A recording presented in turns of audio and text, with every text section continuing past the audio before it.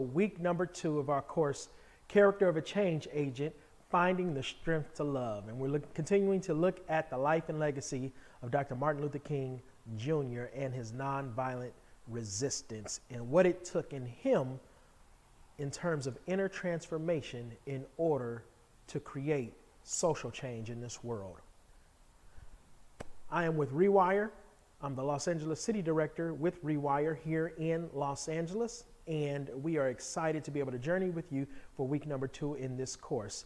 This course in character trait for week number 2 is Transformed Nonconformist. Now, before we go into our lessons for this week, I just kind of want to recap last week in your reflection question. And the question was, do you tend to primarily have a tough mind or a tender heart? And what might you need to do in order to create more of a synthesis, of bringing together between the two in your life? And so I hope you were able to wrestle with that question on last week and even put it in the discussion prompt in your upper right hand corner at the discussion questions, and interact with your classmates and with me, your teacher for these modules, as we continue to learn from one another and grow in our understanding of the Word of God, but also grow in our understanding of what it means to have to be a character that has that wants to change,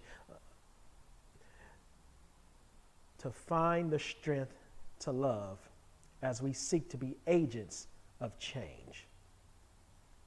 Well, this week's character trait again identifies the transformed nonconformist, and this trait is the ability really to identify and challenge the social values and the norms that cause alienation.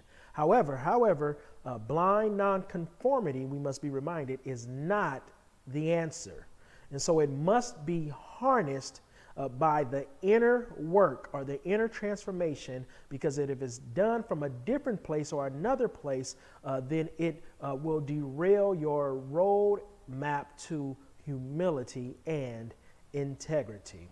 And so in this course, for this module for week number 2, there are 3 things that I want to get across to you. Number 1 is that the Christian faith is fundamentally a nonconformist worldview, especially in regards to cultural values and social norms that alienate people from God and from one another. The second thing that I want to facilitate in our module this week is I want to really want you to wrestle with the question, and the question of whether or not the church has lost its moral and prophetic voice and witness because it is shaped by the culture instead of shaping culture. And then lastly, what I want to get across to you this week is that without inner transformation, nonconformity risks denigrating into power struggles, into violence and oppression, which are the very things it should seek to overturn. And so let's jump into our lessons for this week for module number 2, week number 2, Transformed Nonconformist. Click on the next button and let's get started. Peace.